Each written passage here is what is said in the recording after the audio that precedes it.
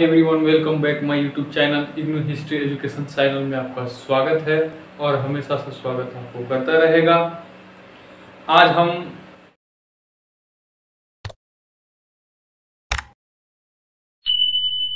वेद मेरा टॉपिक था।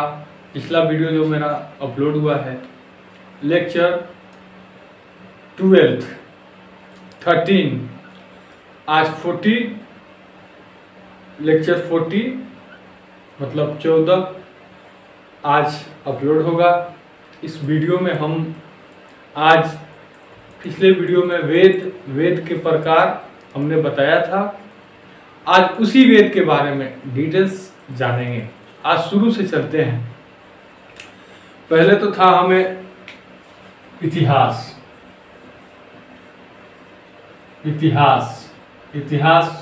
मतलब हिस्ट्री भी लिख दे सकते हैं, हिस्टोरी लिख दीजिएगा।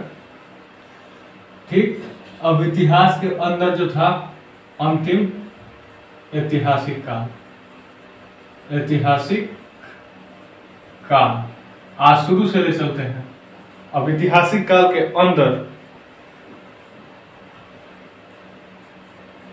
पुरातात्विक विदेश यात्रा और साहित्य। पुरातात्विक और विदेश यात्रा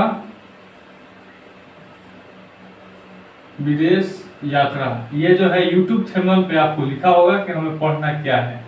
जो यूट्यूब चैनल पे लिखा रहेगा वही समझिए, वही टॉपिक पे वीडियो बन रहा है। ठीक, अब इसके अंदर में आता है साहित्य।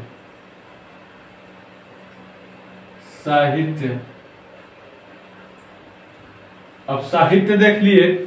अब साहित्य के अंदर में हमें पढ़ना है। साहित्य के बारे में हम बताए हैं, वो लेक्चर 13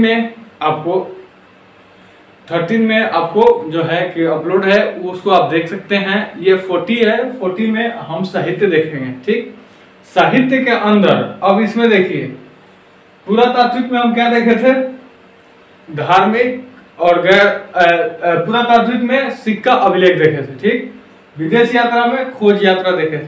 ठीक, भारत का वर्णन भी किया गया था, खोज यात्रा वास्को डी गामा वगैरह के बारे में हम लोग पढ़े थे। ठीक, अब इसके बाद देखिए साहित्य में भी दो, इसको इसी तरह पढ़िएगा तब जाके पता चलेगा। शुरू से अगर वीडियो देख रहे होंगे तो अच्छा लगेगा। ठीक, अब देखिए साहित्य के अंदर मतलब आज रिवीजन के तौर पे पढ़ा रहे हैं हम। इसका वीडियो अपलोड हो चुका है, मगर आज क्या है ना कि रिवीजन मतलब पीछे से देख लेते हैं। आगे की तरफ बढ़ते जा रहे हैं, पीछे हमको समझ में नहीं आएगा, क्या समझेंगे आप। इसी तौर पे हम आज इस वीडियो बना रहा हूं। तो साहित्य के अंदर अब देखिए धार्मिक, यहाँ पे धार्मिक लिख लीजिएगा, धार्मिक और गैर धार्मिक में भी हम बताए थे कि बौद्ध ईसाई ये गैर धार्मिक हो गए। धार्मिक में वो ब्रह्मा। तो धार्मिक में अब आते हैं। ठीक, धार्मिक में आ गए। धार्मिक में गैर धार्मिक में इसमें पढ़ना है हमें। इसको देख लीजिएगा आप थोड़ा सा, इसमें दो ही पढ़ना है। गैर धार्मिक में बौद्ध और जैन। ठीक, इसमें दो पढ़ना है। गैर धार्मिक में ब्राह्मण, इसमें पढ़ना है गैर धार्मिक में ब्राह्मण। अब देखिए यहां पे लिखते हैं ब्राह्मण और ब्राह्मण के अंदर आइए आप। इतना आसानी से आपको समझा रहे हैं, अगर टॉपिक पे बने रहेंगे। इतिहास पढ़ना है, इतिहास जरूरी नहीं है कि आप मतलब जो कि सिलेबस में है आपका वही पढ़ना नहीं। ये 12th ग्रेजुएशन पोस्ट ग्रेजुएट ये तीनों में काम आ सकते हैं। आपका हिस्ट्री ऑनर्स हो तो आप इसको वीडियो को आसानी से देख सकते हैं, इतिहास को समझ सकते हैं। ठीक है, अब देखिए इसमें आइए 6 हैं। इसमें 6 हैं। ठीक, पहला में क्या है? वेद। उपवेद, ठीक। तीसरा में हो गया वेदांग, वेदांग, ठीक। First, second, third. अब देखिए चौथा में क्या है, पुराण, पुराण। पांचवा में क्या है, उपनिषद,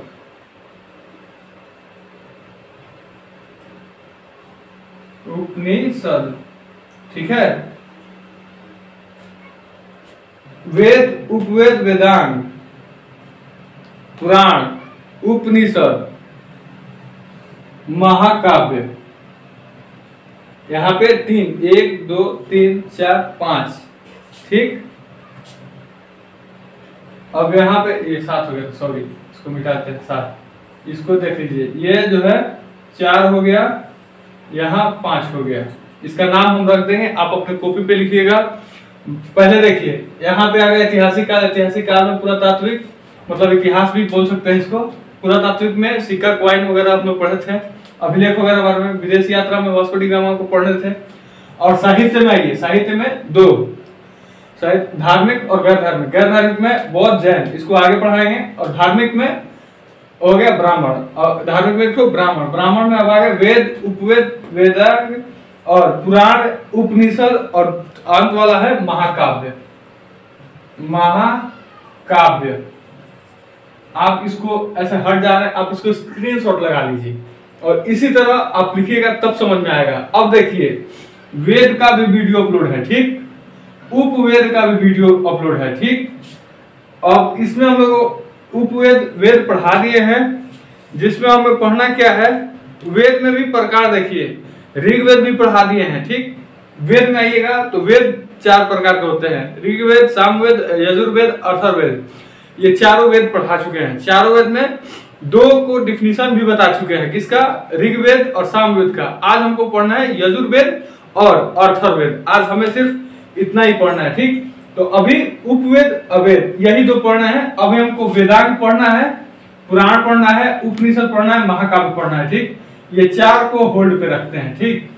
ये जो है आप इसको कॉपी पे लिख लीजिएगा, फिर उसका भी वीडियो अपलोड करेंगे यूट्यूब चैनल पे, इसका नाम भी रहेगा, ठीक। और ये जो है सृजना हो गया, इसी प्रकार से हम पढ़ेंगे, ठीक। अब इसको मिटा देते हैं, ठीक। इतना आप स्क्रीनशॉट ले लीजिए। वेद, उपवेद, वेदांग, पुराण, उपनिषद, महाकाव्य, ठीक है।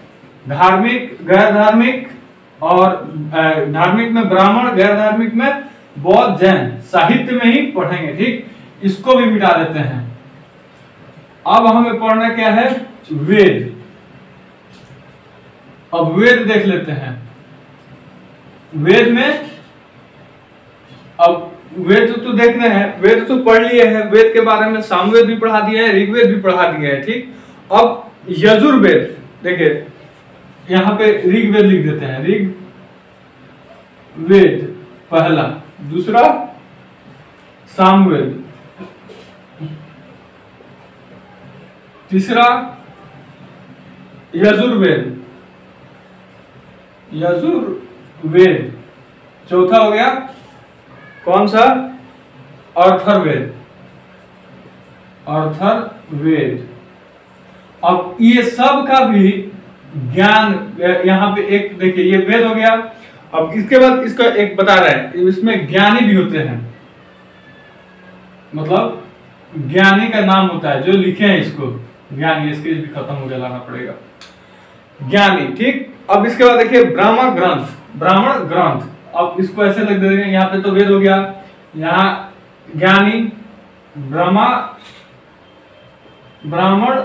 ग्रंथ, ठीक। अब इसके बाद क्या हो गया, रूप वेद और ज्ञानी, ब्राह्मण ग्रंथ, यहाँ पे ग्रंथ डाल दीजिएगा। और इसमें भी हो गया उपवेद में ज्ञानी, उपवेद और ज्ञानी, यहाँ पे ज्ञानी डाल दीजिएगा, ठीक। अब ऐसे जब बनाएंगे तो सबका इसका भी उपवेद होता है, इसका उपवेद होगा, इसका ये वेद हो गया, उपवेद हो गया। उपवेद का भी ज्ञानी का नाम होगा और वेद का भी ज्ञानी का नाम होगा, बीच में ग्रंथ होगा, ब्राह्मण ग्रंथ। तो इसमें से ऋग्वेद और सामवेद दो पढ़ा चुके हैं। आज हमें क्या पढ़ना है, यजुर्वेद और अथर्ववेद। दोनों का वीडियो सेम होगा। इसमें जो है कि आपको वेद से ही संबंधित आपका जो YouTube थंबनेल है वैसे ही जाएगा, ठीक है, दोनों में। तो इसमें यजुर्वेद और अथर्ववेद। अब कल हमको क्या पढ़ना है, पुराण पढ़ना है। आज हम ये दो टॉपिक पे चलते हैं, सीरियस से समझते चलेंगे, आगे हमको बहुत आसानी होगा समझने में। चलिए यजुर्वेद का डिफिनेशन बोलते हैं और अथर्ववेद के बारे में हम समझाते हैं। यजुर्वेद, इसमें 1990 मंत्र हैं। इसमें युद्ध एवं कर्म कांड की चर्चा किया गया है। आप अब इसको समझ सकते हैं। यजुर्वेद, इसमें मंत्र जो है 1990 है और इसमें युद्ध कर्म कांड का चर्चा किया गया है। मतलब एक दूसरे से लड़ाई जो होता था, किस पे होता था, उसके बारे में इसमें चर्चा किया गया है। कर्म कांड, किस प्रकार का आप कर्तव्य किए हैं। मतलब जैसे मैं एक राजा हो गया, मेरा शासन चला, मैं किस तरह का कर्तव्य किया, सिपाही के साथ कैसे व्यवहार किया, मेरा मंत्र, हम किस प्रकार से शासन चलाए, गलत चलाए, सही चलाए, पब्लिक को दुख दिए, सुख दिए, इस प्रकार से उसमें इसी प्रकार की इसमें जो है चर्चा की गया है।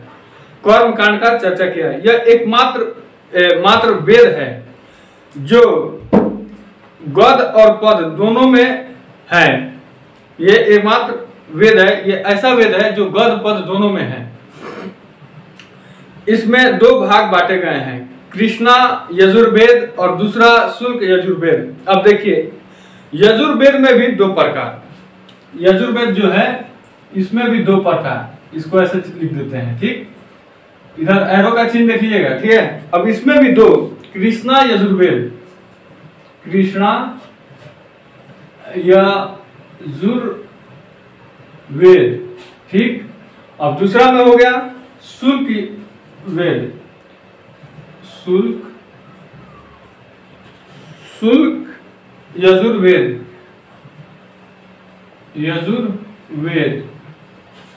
ठीक। इसके थोड़ा सा खत्म हो गया, फिर लाना पड़ेगा, अभी थोड़ा सा धीमा चल रहा है, ठीक है। अब देखिए इसमें भी दो हो गया। अब इसके अंदर देखिए, इस यजुर्वेद के ज्ञानी, यहाँ पे देखिए वेद और ज्ञानी का नाम इसमें जानते हैं। यजुर्वेद में ज्ञानी का नाम, यजुर्वेद, इस ज्ञानी का नाम अरध्यु नाम है, अरध्यु। और इसमें ज्यादा उल्टा र का र, ये र जो है यहाँ आ जाएगा अरध्यु, ये र इसमें आ जाएगा ध और य इसमें हो जाएगा, ठीक। इसमें यजुर्वेद में ज्ञानी का नाम अरध्यु है, ठीक, या अरध्वी कहते हैं, अरध्यु कहते हैं। यजुर्वेद का उप अनुवेद, यजुर्वेद का उप अनुवेद है। अनुवेद का ज्ञानी विश्वामित्र जी हैं। अब देखिए यजुर्वेद हो गया, ईवेद हो गया। अब इसका उपवेद, यहां आइए, उपवेद में क्या है, इसका नाम धनुर्वेद नाम है इसका, उपवेद। यजुर्वेद का उपवेद धनुर्वेद, और धनुर्वेद को ज्ञानी का नाम विश्वामित्र है। विश्वामित्र जी के नाम आपने सुना होगा, रामायण वगैरह, कृष्ण लीला वगैरह सुने होंगे, तो उसमें जिनका जिक्र किया गया है, ठीक। अब देखिए आगे चलते हैं, इतना ही, बस इतना ही हमें पढ़ना है यजुर्वेद में, ठीक। इनका ज्ञानी देख लिए, उप जैसे बोले उसको आप कॉपी पे लिख लीजिए, ठीक। अब देखिए इसमें अब हमको पढ़ना है क्या, अथर्ववेद। यजुर्वेद तो समझ में आ गया कि यजुर्वेद में दो, इनका उपवेद क्या है, इनका ज्ञानी का नाम क्या था, ठीक। अब देखिए अथर्ववेद में आइए। अथर्ववेद, इनकी रचना सबसे बाद में उत्तर वैदिक काल में हुई। अथर्ववेद जो था इनका सबसे बाद में इनका चर्चा किया गया वैदिक काल में, ठीक, जिसमें वेद वगैरह का चर्चा किया गया था, उसे वैदिक काल भी कहते हैं। अथर्ववेद में, इसमें जादू टोना का आप नाम सुने होंगे, ओझा, गुनी, डाइन, भूतिन, ये सब जो नाम सुने होंगे आप, इसी में आता था। और यहीं से जादू टोना शुरू किया गया है। वेद के इतिहास में ही, मतलब जो भी किताब देखेंगे, सबसे पहले तो मानव नहीं होता तो इतिहास ना होता, और जब इतिहास हुआ तो इसमें सारे चीज से संबंधित है। यहीं से रामायण, पुराण, महाभारत, जो भी धर्म है, सब यहीं से शुरू हुए, किससे, इतिहास से। अगर ये इतिहास ना होता तो कोई ऐसा हम लोग का चैप्टर ना होता, कोई ऐसा सब्जेक्ट ना होता। इतिहास ही से सब कुछ शुरू हुआ है, मानिए तो। इसमें देखिए जादू टोना तो बता रहा है, वेद भी देख रहे हैं कि कहाँ से हमारा किताब शुरू हुआ है, किस प्रकार से लिखित हुआ था, किस प्रकार सिक्का वगैरह चला गया, यही इतिहास ही से सब कुछ मिला है हमको। आज लोग साइंस की तरफ भाग रहे हैं, ओ बीटेक कर रहा है, एमटेक कर रहा है, नहीं, मगर इतिहास जो हमको सिखाया बहुत कुछ सिखाया, मगर हम लोग कुछ सीखे नहीं। क्यों? क्योंकि उस पर चल नहीं रहे हैं, इसलिए हम लोग नहीं सीख रहे हैं। तब देखिए, आइए इस अथर्ववेद में हमें जादू टोना की चर्चा किया गया है। रोग निवारक औषधि इत्यादि देखेंगे कि उनको भूत पकड़ लिया, ओझा जो गुनिया होते हैं वो झाड़ रहे हैं, जिसको यमराज वगैरह भी बंगाल में बोलते हैं। हर जगह पे अलग अलग भाषा में अलग अलग तरह की बोली जाती है। ठीक, अथर्ववेद का उपवेद शिल्पवेद है। अब देखिए अथर्ववेद उपवेद, इसका उपवेद क्या हो गया? शिल्पवेद। ठीक, अथर्ववेद का ज्ञानी का नाम ब्रह्मा कहा जाता है। ठीक, अब अथर्ववेद यहाँ ज्ञानी का नाम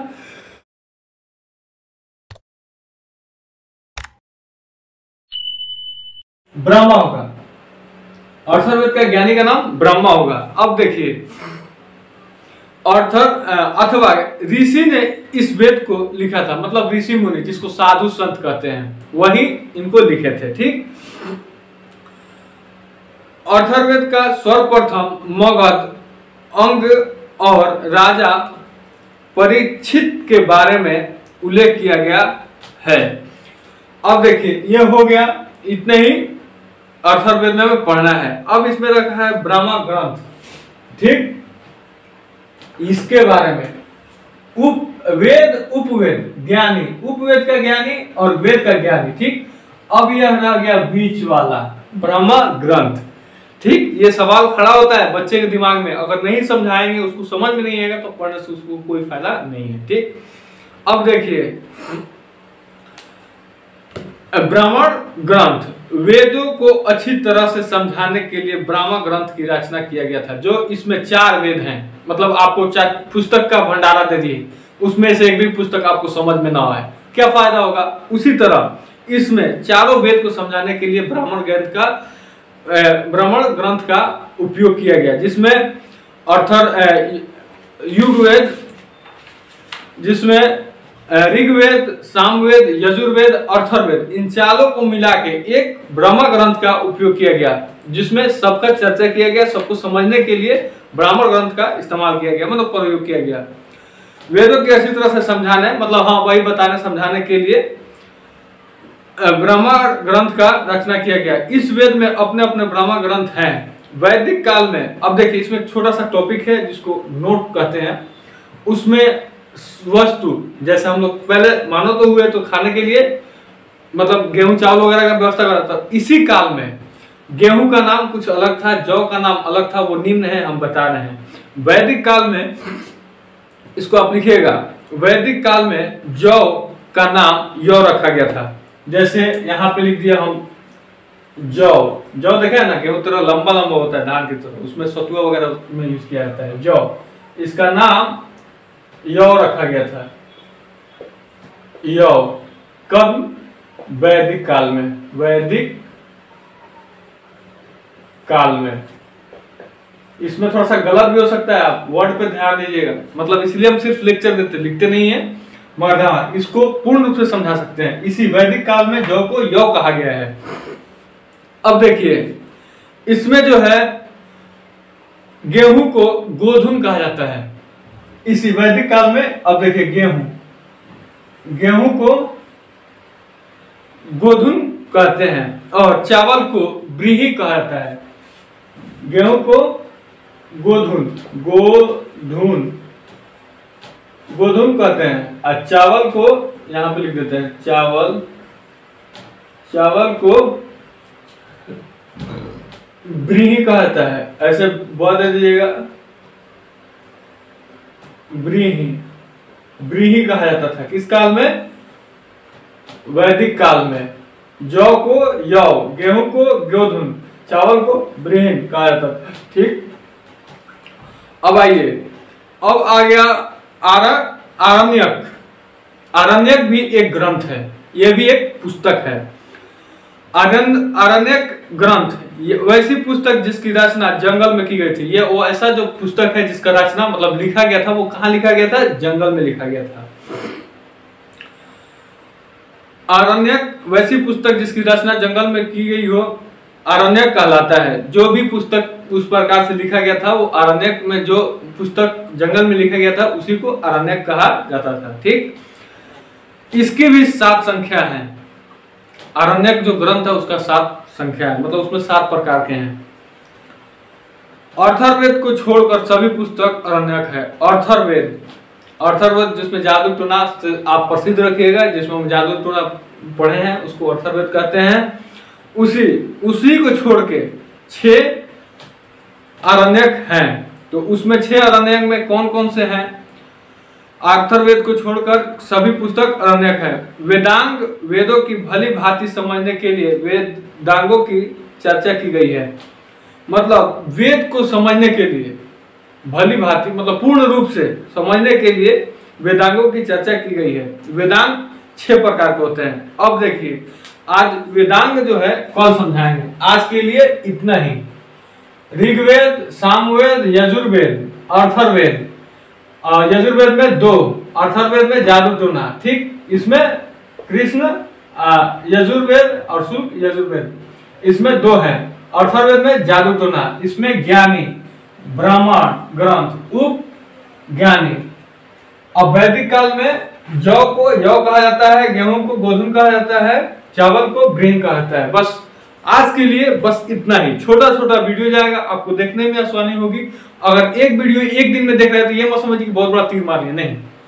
एक दिन में अगर 2, 3, 4 ऐसे करके अगर हो सकता है तो आप जनरल का तैयारी करते होंगे तो और सारा भी सब्जेक्ट का तैयारी पूर्ण रूप से कर सकते हैं। तो 10 मिनट का हो तो अगर 10 मिनट का एक वीडियो देख लिए, फिर सोचेंगे अभी कहीं घूमे जाएंगे, फिर उससे अच्छा है कि 10 मिनट और टाइम लगाते हैं, एक और वीडियो देख लेते हैं। कॉपी ले लीजिए, lecture by lecture, chapter by chapter डाल दीजिएगा, उसमें मेरा लेक्चर सुनिएगा, आप लिख दीजिएगा। उससे क्या होगा कि कोई भी अगर मैं जो जिक्र किया है जिस शब्द का, अगर वो आपको सिलेबस में मिल जाए आपको बहुत खुशी होगी, आप पढ़ने में भी ध्यान देंगे। चलिए मिलते हैं अगले वीडियो के साथ इसी चैनल पे। अगर पसंद आए तो लाइक, शेयर एंड सब्सक्राइब करना ना भूले। आगे की क्लास में हम क्या देखेंगे? वेदांगों की संख्या 6 है। ब्याज, निशी और कच्छ। ठीक, ब्याजों का मतलब हो गया व्याकरण और ज्योतिष, निश का मतलब हो गया नियुक्त और शिक्षा, कच्छ का मतलब हो गया कल्प और छंद। इस 6 शब्द का हम इस्तेमाल करेंगे, कल इसके बारे में पढ़ाएंगे। मिलते हैं अगले वीडियो के साथ। आज के लिए इतना ही।